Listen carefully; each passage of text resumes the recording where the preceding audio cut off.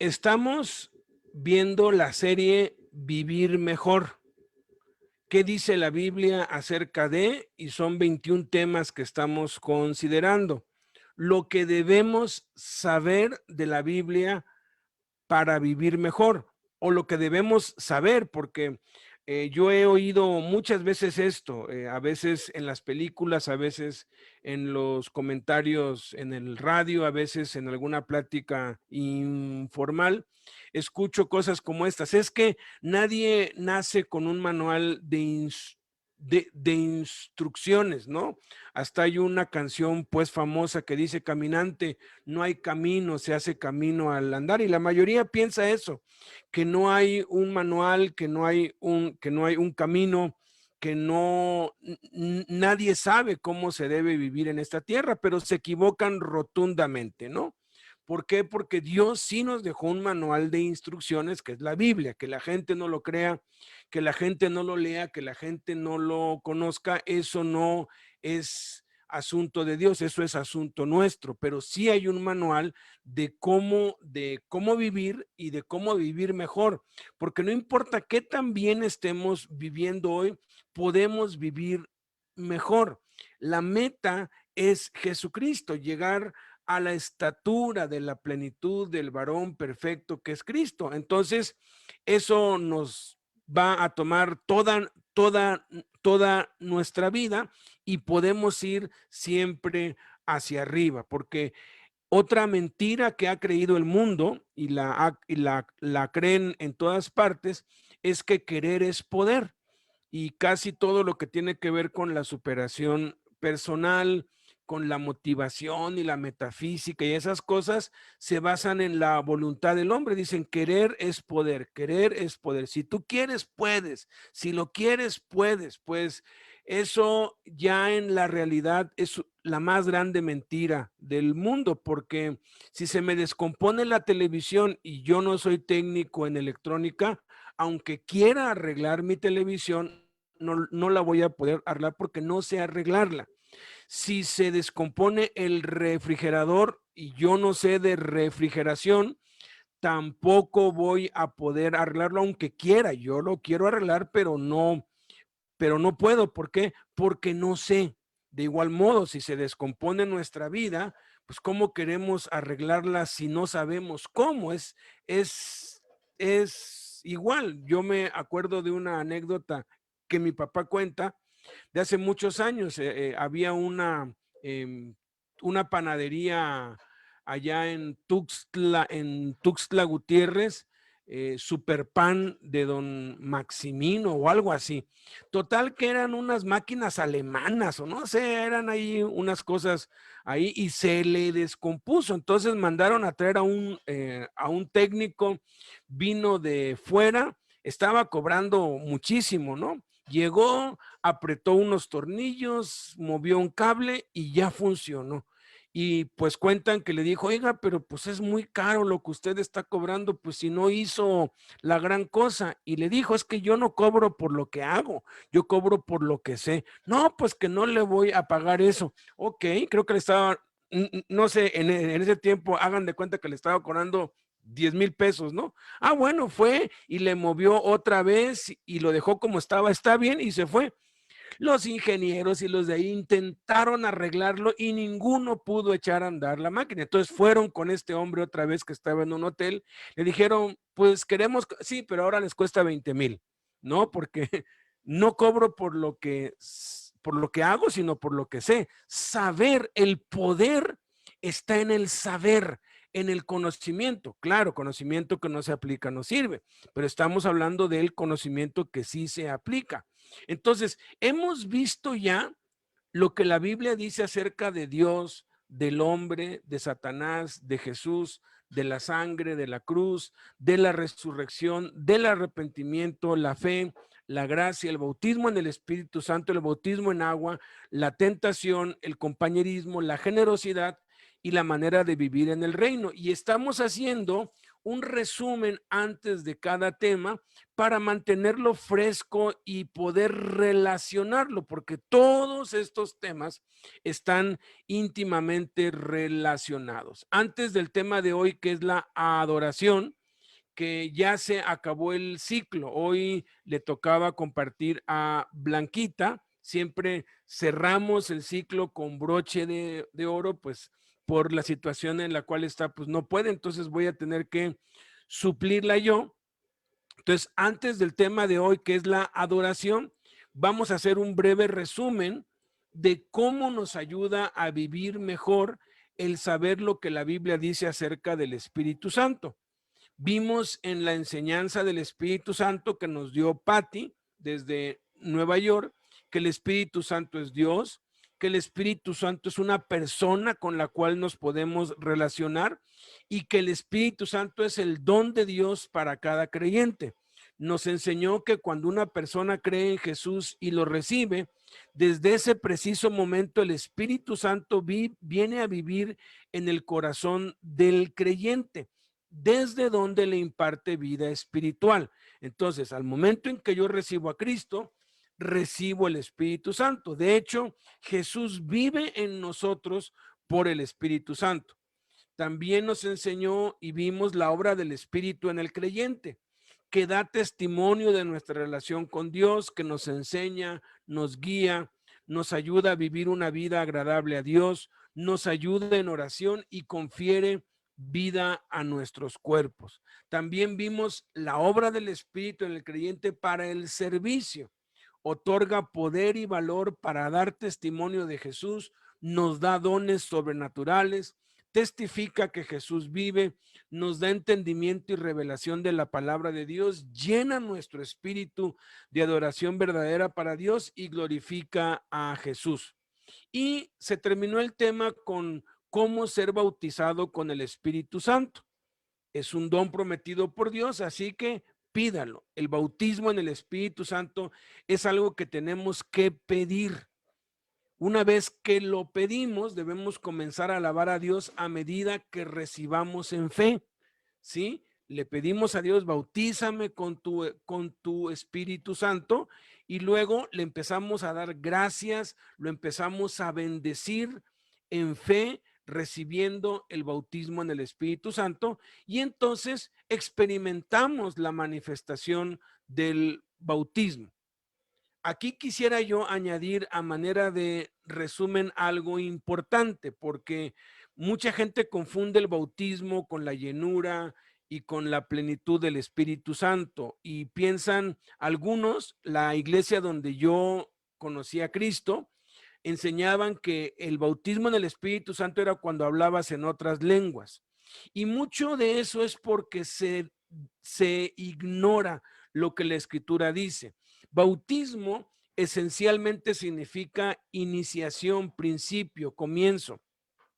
Así como el bautismo en agua representa el inicio de la vida cristiana y la primera manifestación de obediencia, que después habrán muchas más, así el bautismo en el Espíritu Santo representa el inicio del ministerio del creyente con una primera manifestación sobrenatural, que después habrán muchas más. Las manifestaciones del Espíritu Santo, del bautismo en el Espíritu Santo, en el libro de los Hechos vemos 7 manifestaciones del bautismo en el Espíritu Santo. Hablar en lenguas no es la única. Hay 7, empezando en orden cronológico en Hechos capítulo 1, hablar de Jesús a otros es una manifestación del bautismo en el Espíritu Santo. Esto es, alguien que le empieza a hablar de Cristo a todos es porque está bautizado con el Espíritu Santo. Hablar en otras lenguas, por supuesto, hablas en otras lenguas, es porque estás bautizado con el Espíritu Santo. Hablar a otros de las maravillas de Dios, que implica enseñar la palabra de Dios, también significa que estás bautizado con el Espíritu Santo. Vivir en santidad también implica cuando ya dejas las malas compañías y te empiezas a asociar con los hermanos y y te congregas y empiezas a, a aprender a caminar en Cristo. Esa es una manifestación del bautismo en el Espíritu Santo. En todas estas citas habla de que ellos fueron bautizados con el Espíritu Santo.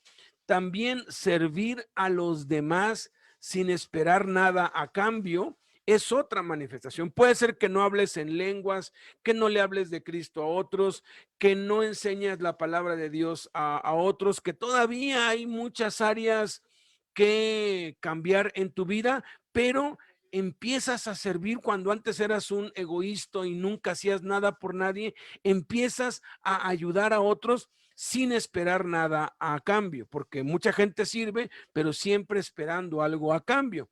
La sexta cosa, la séptima, la sexta manifestación es magnificar, glorificar a Dios. Es cuando te deleitas en alabarlo, bendecirlo, cantarle. Y la séptima es profetizar, que eso implica recibir un don sobrenatural. En 1 Corintios 12 hay 9 dones sobrenaturales y uno de ellos es profetizar. ¿Cuál es entonces la diferencia entre bautismo, llenura y plenitud del Espíritu Santo? Desde que recibimos a Jesús, esto lo debemos tener bien claro, recibimos el Espíritu Santo, que nos hace nacer de nuevo, da vida a nuestro espíritu que estaba muerto por causa del pecado. Jesús comparó el nacimiento espiritual con el nacimiento biológico. Al creer en Jesús y recibirlo, somos engendrados, concebidos por Dios por medio del Espíritu Santo. Al recibir y ser alimentados por la palabra de Dios, somos nacidos de nuevo, el alumbramiento. Esas dos experiencias se conocen como salvación y conversión. Por eso en el libro de los Hechos hallamos muchas veces esta frase: creyó y se convirtió al Señor. Creer es cuando eres concebido.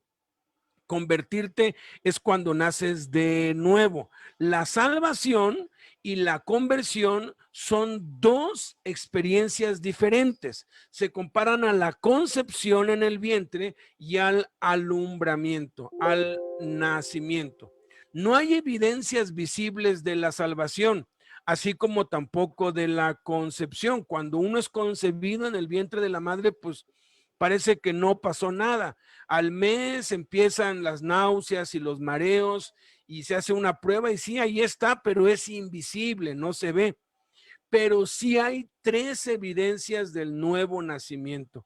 Así como en el alumbramiento, el bebé por instinto respira, por instinto come y por instinto llora. O sea, nadie le tiene que enseñar a respirar, nadie le tiene que enseñar a comer, nadie le tiene que enseñar a llorar. Son cosas que por instinto hace. Del mismo modo en el nuevo nacimiento. El nuevo creyente ora, lee la Biblia y habla a otros de su experiencia con Dios. Nadie le tiene que enseñar esto. Y esto explica por qué muchos reciben a Cristo y no hay ningún cambio en sus vidas, siguen iguales, parece que no pasó nada. ¿Qué es lo que hay que hacer? Lo que hay que hacer es alimentarlo con la palabra de Dios, llevarlo a que se congregue y estarlo ahora sí, orar mucho para que empiece a escuchar la palabra de Dios de parte de otros, para que sea alimentado de parte de otros, porque un bebé dentro del vientre pues no hace nada, nada más recibe, recibe, recibe. Pero eso va a producir un proceso de crecimiento que lo va a llevar al alumbramiento. De igual modo, sucede con alguien que recibe a Cristo, pues yo le animo a que venga, a que se congregue. No voy a esperar que lea la Biblia porque todavía no nace de nuevo, pero voy a tratar de darle la Biblia, de hablarle, de que venga, de que oiga, porque en ese proceso va a llegar un punto en que van a nacer de nuevo. Y entonces por sí mismo va a empezar a orar, le va a dar hambre de leer la palabra de Dios y va a empezar a compartir su experiencia con otros.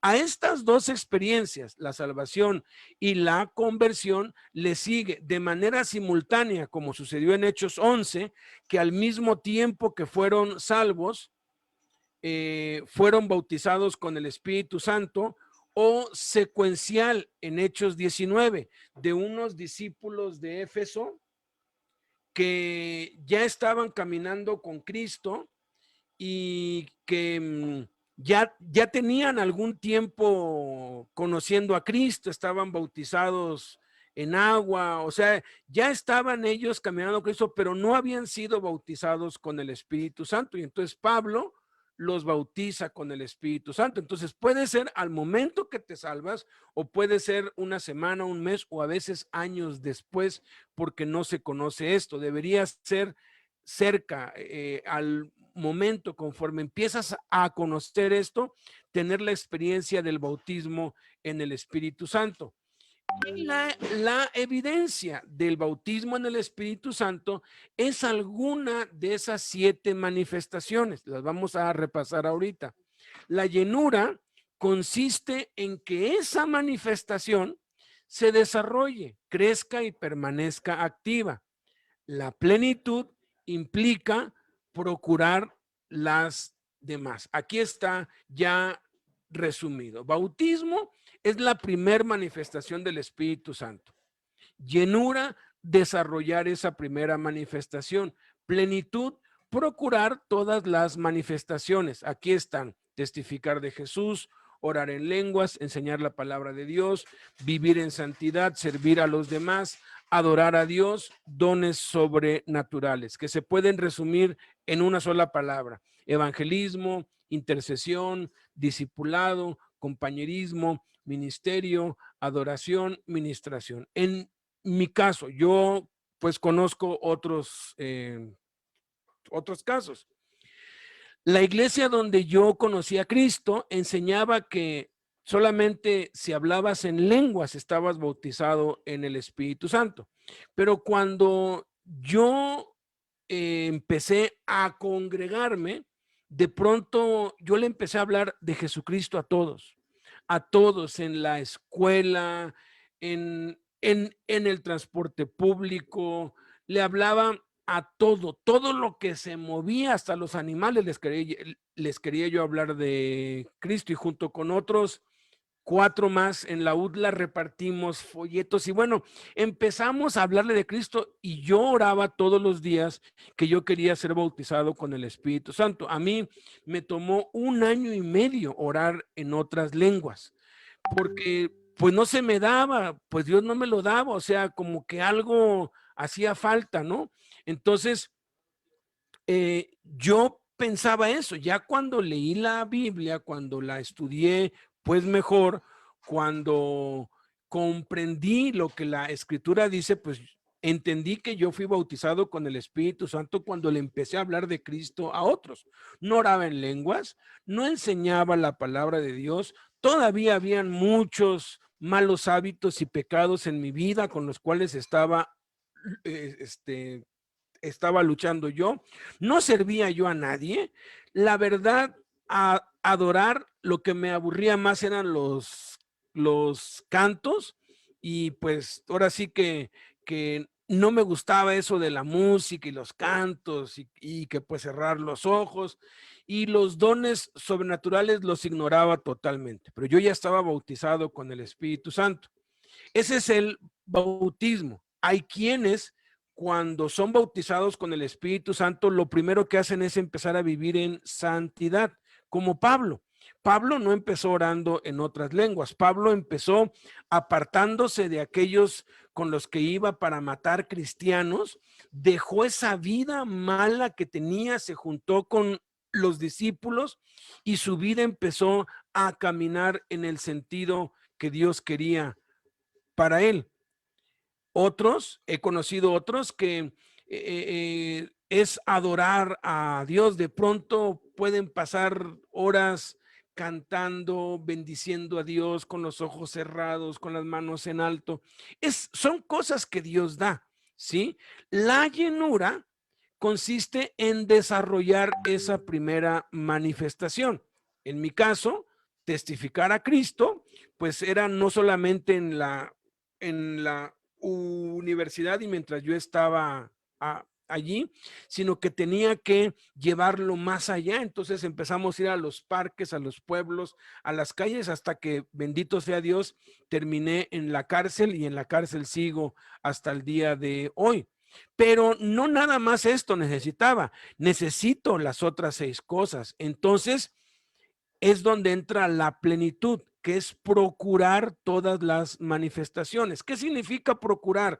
Y la palabra procurar aparece varias veces en la Biblia, y sobre todo con los dones espirituales. Procuren los mejores dones. Procurar es intentar algo una y otra vez hasta conseguirlo. Entonces yo empecé a orar todos los días. Quiero orar en otras lenguas. Cuando empecé a ir cuando ya empecé a entrar a la cárcel y se me pues reunían varios, pues ya no les podía hablar de que si querían pues recibir a Cristo, porque ya lo habían recibido, ya los había evangelizado. Entonces empecé a enseñar la palabra de Dios, y luego les empecé a llevar pues comida y cosas, y empecé a caminar, empecé a dejar los malos hábitos, y toda la vida nos va a llevar a desarrollar estas 7 áreas de la plenitud.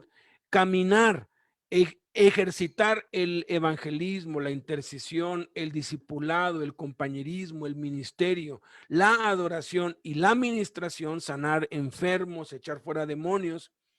Eso es lo que se conoce como la plenitud del Espíritu Santo, andar en el Espíritu.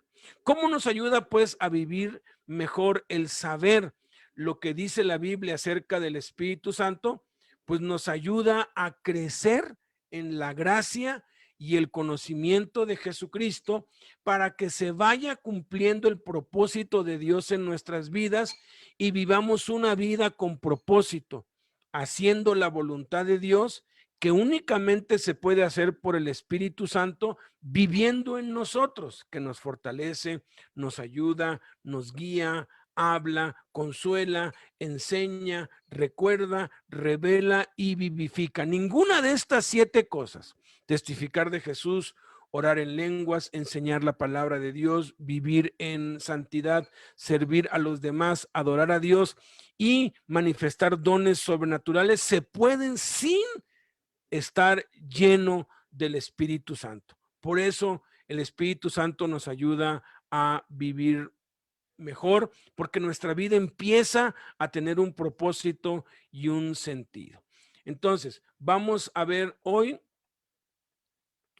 acerca de la adoración. Vamos a abrir nuestra Biblia y les voy a pedir que por favor tengan su Biblia a la mano, porque vamos a estar pues leyendo varios textos. Vamos a estar consultando varios pasajes de la Biblia. Empecemos con Juan capítulo 4 versículo 23. Juan capítulo 4 versículo 23. El tema de hoy es la adoración. Y hay muchas interpretaciones acerca de lo que la adoración es. Hay muchos libros, y hay toda una teología construida alrededor de la adoración, así como hay muchas versiones de la Biblia y muchos comentarios sobre pues sobre la Biblia. Sin embargo, hay muy poco acerca de lo que Jesús dijo acerca de la adoración. Y yo quisiera hoy presentar el enfoque de Jesús, no de la teología, porque la adoración se remonta al Génesis, ¿no? Cuando Adán y Eva pues tuvieron a su hijo Caín, a su hijo Abel, a muchos otros hijos. Ellos tenían un hijo cada año. Ellos tenían muchos hijos. En Génesis capítulo 5 dice que tenían muchos hijos. Tuvieron muchos hijos y muchas hijas. Y se nos cuenta que Caín y Abel dieron una ofrenda a Dios. La adoración se remonta desde allí, que es presentarle a Dios algo, ¿no? y la ofrenda, la adoración que presentó Abel fue agradable a Dios. La adoración que presentó Caín no fue agradable a Dios. Y podríamos irnos desde allí y pasar por todo el Génesis y luego pues llegar al libro de Levíticos, que es un manual de adoración, pero todo eso, dice el libro de los Hebreos, era tipo y figura, era sombra de lo que iba a ser real, que es Jesús. Entonces, ya que está Jesús, pues vamos a ver lo que Jesús dice y a no perder el tiempo en lo que, pues sí sustenta lo que dijo el Señor Jesucristo, pero que es lo que Jesús dijo, lo que realmente tenemos nosotros que prestarle atención. Entonces, Juan 4:23 dice, mas la hora viene y ahora es cuando los verdaderos adoradores adorarán al Padre en espíritu y en verdad, porque también el Padre tales adoradores busca que le adoren. Qué impresionante, qué impresionante. Dice, más la hora viene y ahora es. Entonces, hace 2000 años llegó el tiempo. Luego dice, cuando los verdaderos adoradores. Si habla de verdaderos adoradores es que hay falsos adoradores. Y si habla de adoración verdadera, también está implicando que hay adoración falsa o adoración que no es, que no es verdadera. Algo no tiene que ser falso para no ser verdadero. Un, un billete de esos, pues, pancholares que vienen luego en los cereales, no es un billete falso, es un billete de juguete. Un billete falso es aquel que ya fue hecho queriendo que se parezca al billete original y se parece mucho, pero es falso. Entonces, algo que no es verdadero no es necesariamente malo, ¿no? Porque pues los billetes esos con los que pues juegan, pues bueno, son para que jueguen, ¿no? No es algo malo. De igual modo, no toda la adoración que no es verdadera es mala, porque vamos a descubrir hoy que a veces creemos que estamos adorando a Dios, pero estamos como Caín. Y cuando no experimentamos el resultado o el fruto que deberíamos experimentar de nuestra adoración, nos frustramos. Y entonces reclamamos como Caín, porque habla ahí de que decayó el semblante de esto que se llama Caín, porque se esforzó. Él de verdad quería agradar a Dios. El problema entre Abel y pues eh, Caín es que Caín quiso agradar a Dios con sus propias fuerzas y con sus propias ideas. Él dijo, no, es muy fácil nada más escoger a los corderos más gordos, a los más grandes, y pasarles un que se llama cuchillo y derramar su sangre. Eso es muy sencillo. Las ovejas no oponen resistencia. Mejor voy a hacer algo que yo creo que sí le va a agradar a él. Y entonces fue y juntó lo mejor de los frutos y de la tierra y trajo una ofrenda. Los eruditos aseguran que posiblemente Caín trabajó 10 veces más que Abel. Abel simplemente fue, escogió dos o tres pues corderos, los degolló y eso fue todo. Y los quemó. El otro fue por lo mejor de la manzana, de la pera, de la piña, del frijol, trajo así muchísimo, pero no le agradó a Dios. ¿Por qué?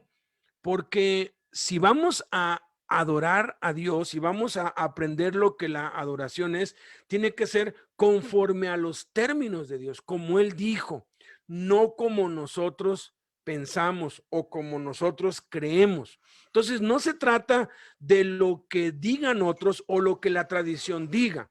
¿Cuántos caminan kilómetros y van de rodillas para querer agradar a Dios y eso desagrada completamente a Dios. Luego continúa, dice, mas la hora viene y ahora es cuando los verdaderos adoradores adorarán al Padre en espíritu y en verdad. Y aquí establece cómo quiere Él que adoremos al Padre, en espíritu y en verdad. Adorarán, no dice al Hijo, adorarán, no dice al Espíritu Santo, ¿sí? Porque a veces hay quienes le cantan al Hijo, hay quienes le cantan al Espíritu Santo, hay quienes alaban a Cristo y hay quienes alaban al Espíritu Santo, y Jesús mismo enseñó que debemos alabar al Padre.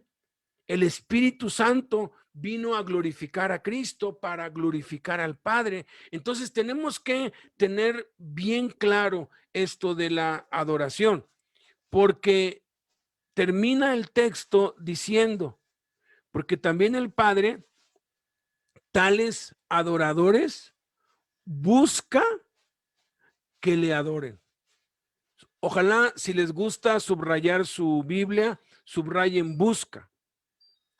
Si Dios está buscando algo, quiere decir que no está a la vista.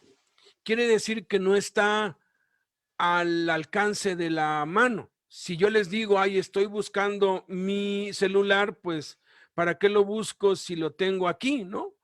Pero si te dijera, si veo alrededor y pues no veo unos zapatos o una gorra, pues entonces tendré que buscar unos zapatos o una gorra. Hace poco nos colocaron el espejo en el baño y vino el de los cristales y lo puso y me dijo, oiga, ¿no tendrá un Yurex? Y nos pusimos a buscar Yurex en toda la casa. Y busqué en mi cuarto, en el cuarto de los niños, busqué en todas partes y no había Yurex, no había Yurex. Había cinta negra, pero no le servía, necesitaba Yurex. Entonces, cuando buscas algo, es porque no está a la vista o no está en un fácil acceso, ¿no? En la cocina hay muchas cosas que no están a la vista. Yo de pronto, pues nos hemos hospedado en otras casas. Hace como un mes fuimos a, pues con Vero, con la hermana de Blanquis, y yo me serví algo y empecé a buscar una cuchara para pues yo poderme pues comer eso que me había pues servido del refri. Abrí todos los cajones y no encontré una cuchara, ¿no? De veras, abrí todos los cajones y no había una cuchara hasta que entonces se me ocurrió, ¿por qué no pregunté? Y pregunté, oye, las cucharas, están en una bolsa. Y ya fui, ahí estaban las cucharas. ¿Qué hacían en una bolsa? No lo sé, no es mi casa, pero ahí estaban en una bolsa, pero las busqué por todos lados y no estaban, porque no estaban a la vista. ¿Se pueden imaginar que Dios busque algo? Fíjate, hay 3 ocasiones en la Biblia que Dios dice que Él busca algo. Él sabe todo, obvio, Él sabe todo. Cuando Él le preguntó a Adán en el huerto, esa es la primera pregunta que le hace Dios al ser humano. La primera pregunta que le hace Dios al ser humano es, ¿dónde estás tú? Dios sabía dónde estaba. Dios sabía dónde estaba Adán, pues él es Dios, él lo sabe todo. Pero Adán no sabía que ya había caído en pecado, no sabía que ya estaba en desgracia, que estaba fuera de la gracia de Dios. No lo sabía Adán, pero Dios se lo preguntó para que Adán abriera los ojos. Entonces, si Dios busca algo, no es porque Él no sepa dónde está, sino es para que nosotros estemos conscientes que necesitamos estar en el lugar correcto. La primera cosa que la Biblia dice que Dios busca, dice que Él buscó a través de Ezequiel, dice que él buscó uno que intercediera por el pueblo para no destruirlo. Buscó un intercesor y dice que no lo encontró. También en los Salmos dice que los ojos de Dios rodean, recorren todos los rincones de la tierra buscando algún entendido que busque a Dios. Fíjate, pareciera que cuando estamos reunidos, estamos concentrados en Dios, pero a veces nuestra mente está por otro lado.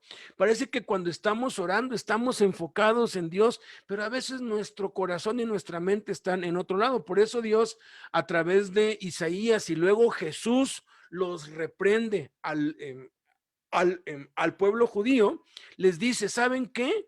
Ustedes me adoran falsamente. ¿Por qué? Porque me adoran con sus labios, pero su corazón está lejos de mí.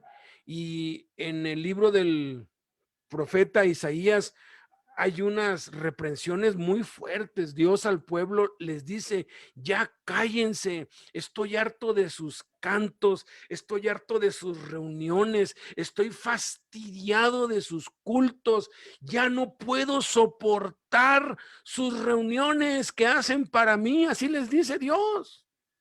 ¿Por qué se los dice? Dice porque dice ayunan y se reúnen y me adoran para contender por vanidad, por interés, por miedo. No lo hacen verdaderamente. Puede ser, y esto aplica, ¿no? Jesús habló de dos que subieron al templo a orar. Ahorita vamos a descubrir que orar es una forma de adorar a Dios. Pero subieron al templo a orar dos. Pero dice que el fariseo oraba para sí mismo. Estaba orando, pero no estaba orando verdaderamente, no estaba adorando a Dios en espíritu y en verdad, estaba hablando consigo mismo, ¿no? Dios, te doy gracias que no soy como los hombres pecadores, doy diezmos de todo lo que gano, ayuno 2 veces por semana, no soy ni ladrón, ni avaro, ni aún como ese publicano. Y señaló al que estaba ahí, porque eran los dos que estaban orando. Sin embargo, el publicano, estando lejos, ni aún quería levantar el rostro y se pegaba, se daba golpes en el pecho y decía, sé propicio a mí, pecador. Ni siquiera estaba orando, simplemente estaba pidiendo misericordia para él.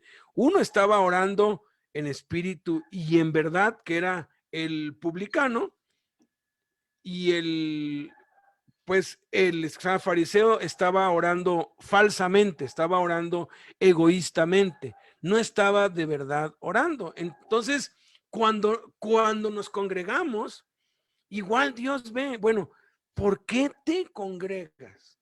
Hay quienes se congregan, porque ahorita vamos a ver también que lo que estamos haciendo ahorita, congregándonos, es un acto de adoración. Lo que yo estoy haciendo ahorita de impartirles la palabra de Dios es un acto de adoración de mi parte para Dios. Y lo que ustedes están haciendo de escucharme es un acto de adoración de ustedes hacia Dios.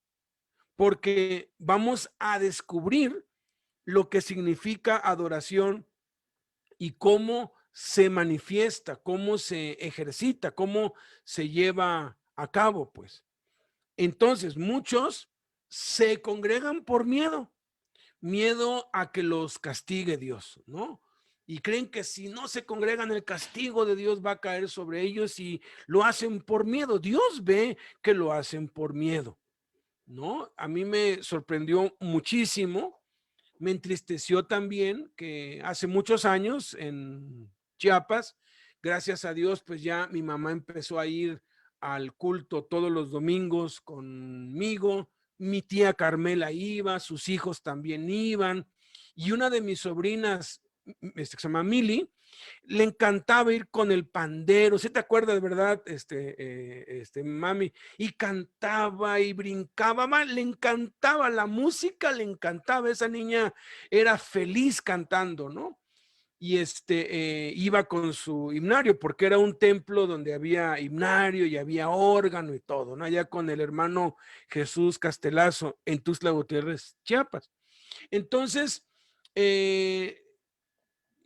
para un domingo el culto empezaba a las 10, siempre lo hacíamos como a las 9:30, 9:45. Allá todo es de 5 minutos o 10 minutos, todo es pues cerca. Y de pronto como a las 9:30, Mili ya estaba cambiada, pues bien vestidita, y fue, tío, ya, vámonos, vámonos. Sí, sí, ya nos vamos, pero ya, vámonos, ya vámonos. Y de pronto yo vi que estaba como que muy ansiosa por ya irse, ¿no? Y ya mientras pues nos cambiábamos y todo, le dije yo, oye, pues ¿qué? ¿Hay algo especial? No, es que yo no quiero faltar a ninguna reunión jamás en mi vida. Le dije, ¿por qué? Ah, sí supiste, tío, del hermano, pues fulano de tal, hermano que ya no me acuerdo quién era. Precisamente el domingo pasado oramos porque un hermano de la iglesia ahí, que era uno de los diáconos, es pintor, ¿no? Y el trabajo que estaba haciendo, pues no lo pudo acabar y ya le surgía, ya le habían pues pagado, y el domingo pues tuvo que ir a terminar ese trabajo, era un edificio, algo así. Y mientras estaba pues ya acabando, la escalera pues venció, se cayó y se mató. Y oramos, el pastor Castelazo oró por la esposa, por los hijos, el velorio fue pues el lunes pasado, entonces oramos por él y todo. Pero en la escuela dominical le dijeron a la niña, a Mili, a mi sobrina, pues tendría que 8, 10 años, no me acuerdo bien, pero le dijeron, ya vieron niños que el hermano, pues fulano, se murió por no congregarse el domingo. Prefirió el mundo que a Dios y por eso se murió. Entonces ella quería congregarse porque tenía miedo de morirse. ¿Y sabían que hay muchos que se congregan porque tienen miedo? Tienen miedo que les vaya mal, tienen miedo que algo malo les pase. Y saben, quien vive con miedo no tarda. ¿Por qué? Porque al rato pues, no se puede congregar por una cosa o por otra, y después pasa un mes y como ve que no le pasó nada, pues dice, pues mentira, no es cierto, y se apartan de Dios. Hay quienes se congregan por interés, ¿no? Porque pues quieren que les vaya bien, quieren que Dios los bendiga, quieren prosperar. Hay una película de Tom Hanks que se llama Forrest Gump, ¿no? Y ellos se van él pues con su amigo se van en un barco y quieren pues pescar pues en el mar, y no pescan nada, nada. Entonces se le ocurre a él, es que necesitamos acercarnos a Dios. Entonces ya se ven luego en las escenas que están yendo a un culto todos los domingos, ¿no? Porque hay quienes creen, ¿no? Me está yendo mal porque no me estoy congregando. Si no te congregas te va a ir mal. Y pues a los narcos, ¿por qué les va bien? Y a los astrólogos y a los del mundo, ¿por qué les va bien si no se congregan nunca? Entonces, no nos congregamos ni para que nos vaya bien, ni para que no nos vaya mal, ¿no? Porque Dios ve el corazón. Entonces, muchos, yo podría asegurar que más de la mitad de los que se reúnen todos los domingos lo hacen o por interés o por miedo. Pero eso, aun cuando no es malo, no es una motivación mala, no es una adoración verdadera. Entonces, ¿qué significa pues la adoración verdadera? Acabamos de leer, leámoslo otra vez, mas la hora viene y ahora es cuando los verdaderos adoradores adorarán al Padre en espíritu y en verdad, porque también el Padre tales adoradores busca que le adoren. Luego el versículo 24 dice, Dios es espíritu y los que le adoran en espíritu y en verdad es necesario que adoren.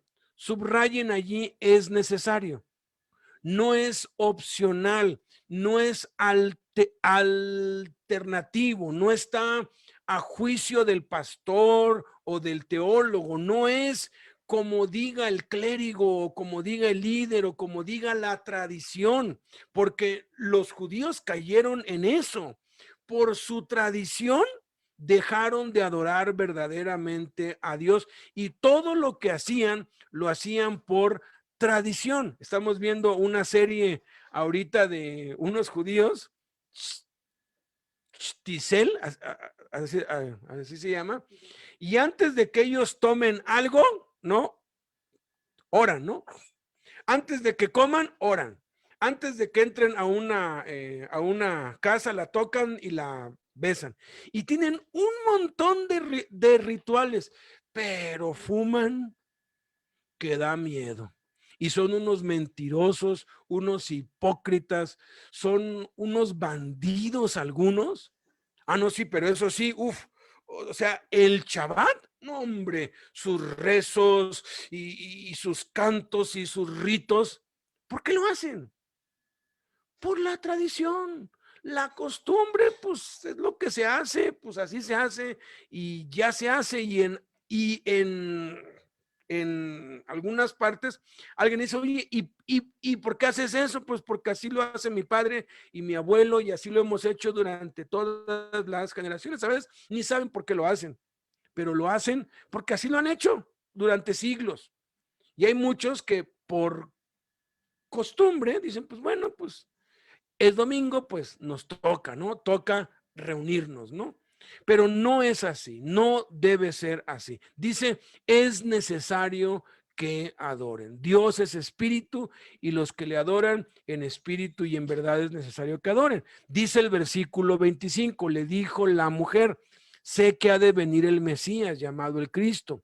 Cuando Él venga, nos declarará todas las cosas. Noten cómo esta mujer tenía claro, dijo, Dios es espíritu, adoración en espíritu, en verdad necesario. Bueno, cuando el Mesías venga, nos va a decir cómo.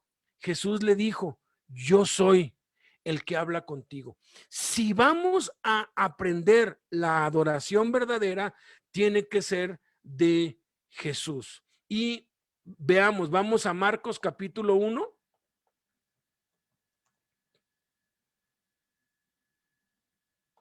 Marcos capítulo 1, versículo 35. Es el ejemplo de Jesús, es la vida de Jesús la que nos muestra cuál es la verdadera adoración.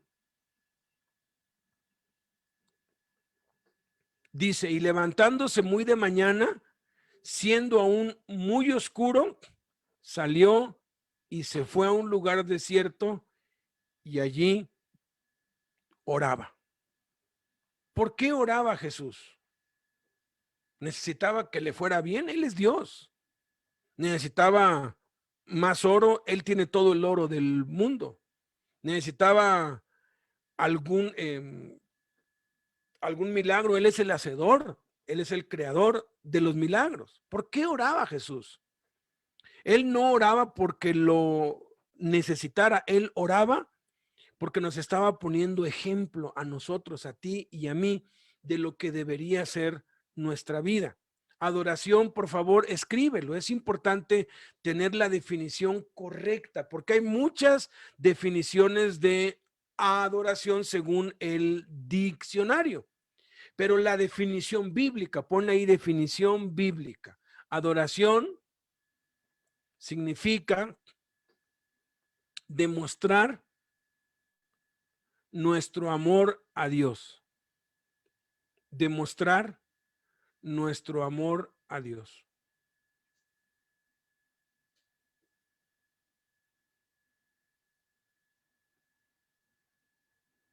¿Amamos a Dios? Pues tenemos que demostrárselo. ¿Cómo se lo demostramos? No a nuestra manera, sino como Él nos pide que lo hagamos. ¿Quién nos puede decir cómo se hace?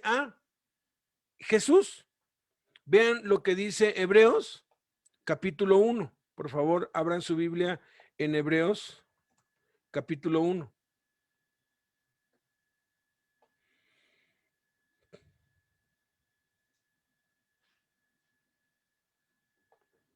Hebreos capítulo 1, versículo 1.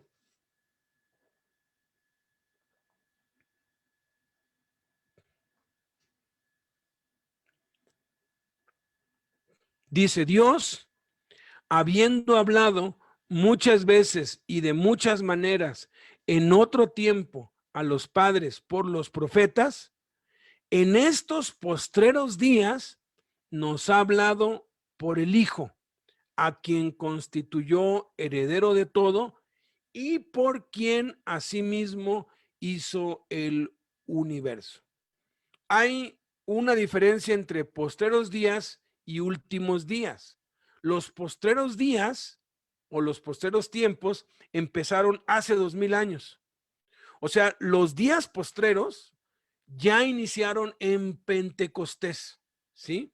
Los últimos días ya es cuando se manifieste el anticristo y ya llegaron los últimos días de que ya el fin del mundo ya es inminente, ya está mucho más cerca porque ya se desencadenaron los sellos y las trompetas. Ya cuando el apocalipsis inicie, esos son los últimos días. Pero los postreros días, desde Pentecostés, empezaron hasta el día de hoy. Entonces, aquí dice que Dios habló muchas veces y de muchas maneras en otro tiempo a los padres por los profetas.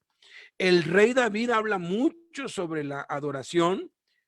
Salomón habla mucho sobre la adoración. Moisés habla mucho sobre la adoración. Ezequiel habla mucho sobre la adoración. Isaías, Jeremías, los profetas menores hablan mucho sobre la adoración y está bien. Pero ¿quién es la voz autorizada de Dios en esta época? Pues aquí está claro en el versículo 2. En estos posteros días nos ha hablado por el Hijo. La voz autorizada de Dios hoy es Jesús. Hay muchos libros sobre adoración, muchos estudios bíblicos acerca de esto. Yo no los he leído todos, nada más los he ojeado, y la mayoría hasta hoy, todos los que ojeo, se basan o en Moisés, o en David, o en Salomón, o en Jeremías, o en Ezequiel, o en Isaías, o en alguno de los profetas menores, o en este que se llama Samuel, ¿no? Pero no se basan en Jesús. Vamos a Mateo capítulo 17. En Mateo capítulo 17 estaban Pedro, Jacobo y Juan. Se aparecieron Moisés y Elías con Jesús. Y dice el versículo 5 de Mateo capítulo 17, mientras él aún hablaba, una nube de luz los cubrió y he aquí una voz desde la nube que decía: este es mi Hijo amado, en quien tengo complacencia, a él oíd. El modelo de la adoración verdadera es Jesús. El modelo a seguir para adorar verdaderamente a Dios es Jesús. Y nos dice Jesús en Juan 14, Juan capítulo 14,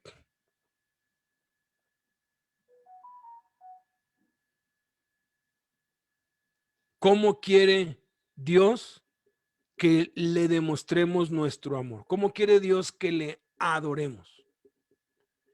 Dice Juan 14, y lo que pues voy a darles en menos de 5 minutos, ya lo sabemos todos, pero a veces no tenemos la certeza y la precisión y no enfatizamos eso en nuestras vidas porque no lo tenemos claro. Pero cuando lo tenemos claro, que eso es exactamente lo que Dios quiere, entonces lo hacemos y vemos el fruto como lo vio Abel. Dice Juan 14:21, el que tiene mis mandamientos y los guarda, ese es el que me ama. Y el que me ama será amado por mi Padre, y yo le amaré y me manifestaré a él. Le dijo Judas, no el Iscariote, Señor, ¿cómo es que te manifestarás a nosotros y no al mundo? Respondió Jesús y le dijo, el que me ama, mi palabra guardará, y mi Padre le amará, y vendremos a él y haremos morada con él. El que no me ama no guarda mis palabras, y la palabra que han oído no es mía, sino del Padre que me envió. Claritito está diciendo aquí Jesús, si me amas, de verdad me amas, guarda mis mandamientos. ¿Cuál es el mandamiento de Dios? Oigan a mi hijo. Acabamos de ver que siendo muy de mañana, muy oscuro, Jesús se levantaba y se iba a un lugar pues desierto y allí oraba. Él puso el ejemplo. ¿Y qué mandamiento dio acerca de esto? Mateo capítulo 6,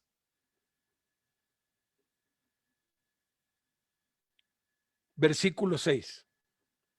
Mateo capítulo 6, porque Jesucristo nunca ha mandado algo que él no haya hecho primero. Mateo capítulo 6, versículo 6.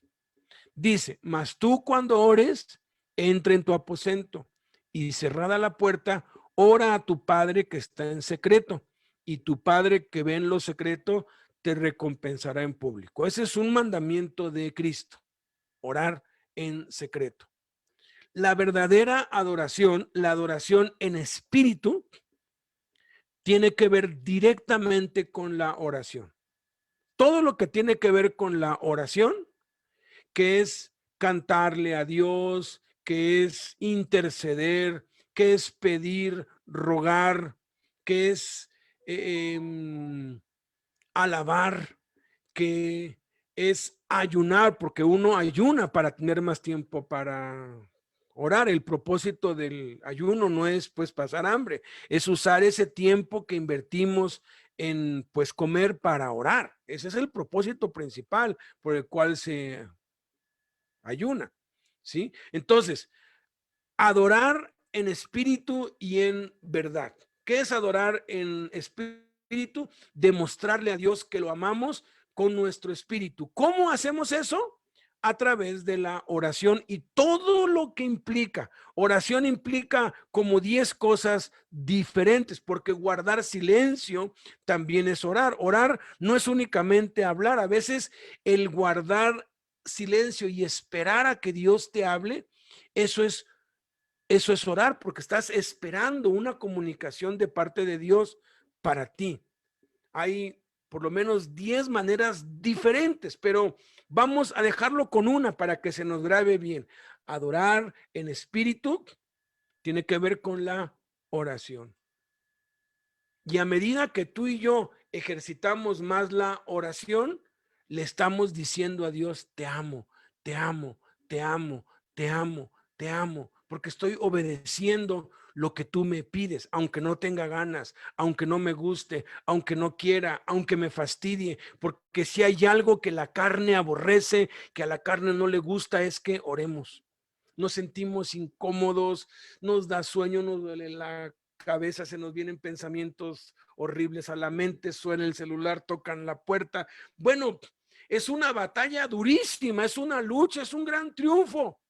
Pero Dios dice, eso es lo que yo quiero que tú hagas. Eso es lo que yo quiero que tú hagas. Y adorar en verdad, veamos el ejemplo de Cristo en Lucas capítulo 4, para ya terminar. Lucas capítulo 4, versículo 16. Dice, vino a Nazaret, donde se había criado, y en el día de reposo entró a la sinagoga, conforme a su costumbre, y se levantó a leer. Fíjate, la costumbre del Señor Jesús era leer la Biblia. Dice que se le dio el libro del profeta Isaías. Ahora vean lo que dice Juan capítulo 5. ¿Qué mandamiento nos dio acerca de esto? En Juan capítulo 5,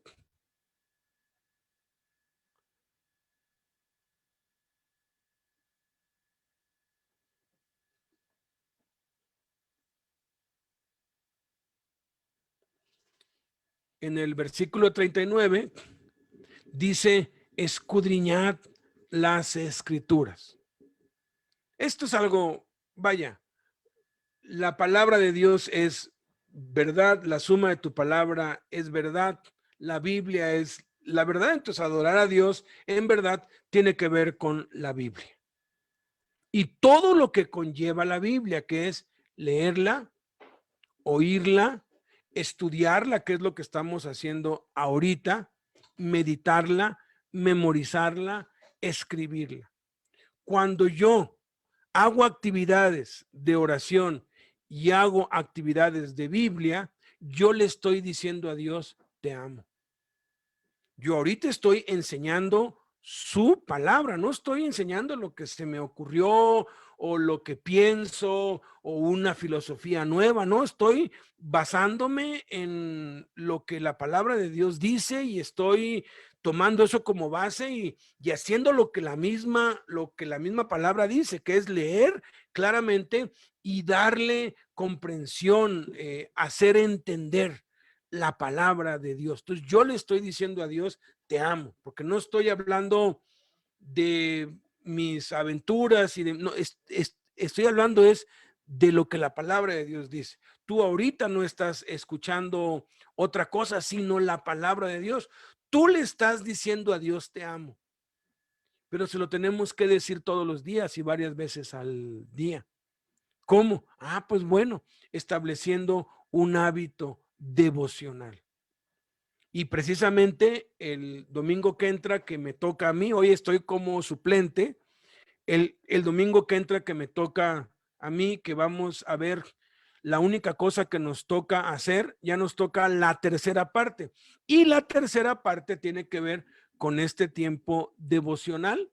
Y pues no creo que haya sido coincidencia que el tema de hoy sea tan, pues, tan preciso para que sea la continuación o sea la ampliación de este tema, lo que vamos a ver la próxima semana, si Dios quiere. Entonces, pues vamos a orar.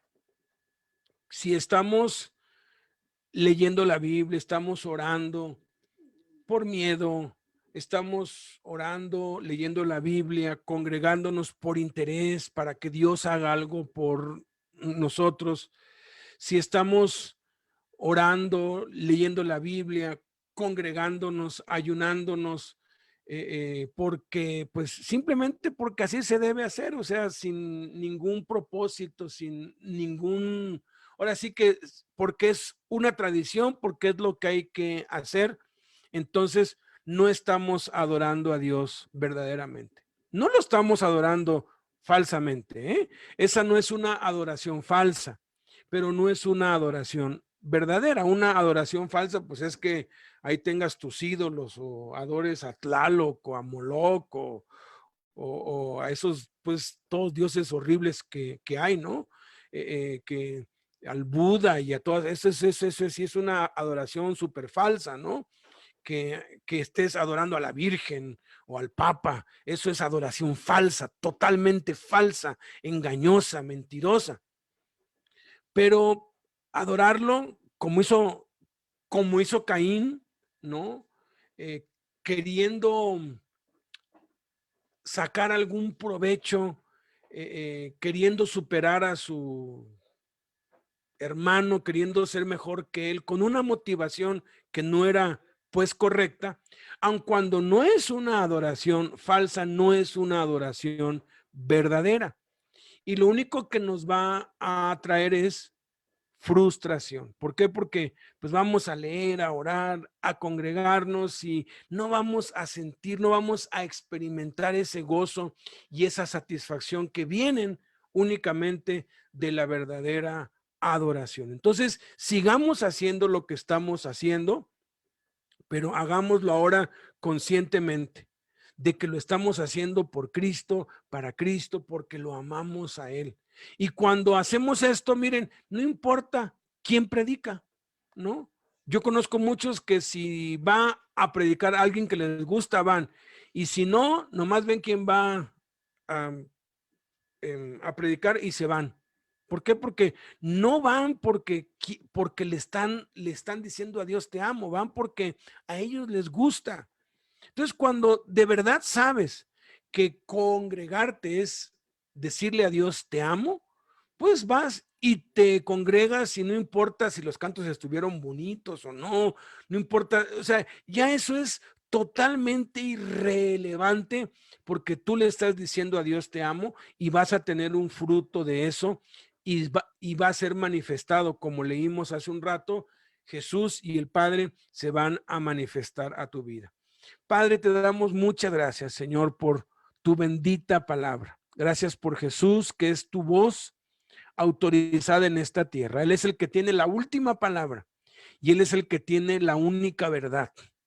Por eso, Padre, hoy te pedimos perdón si hemos estado haciendo lo que debemos hacer y sabemos que tenemos que hacer con una motivación equivocada.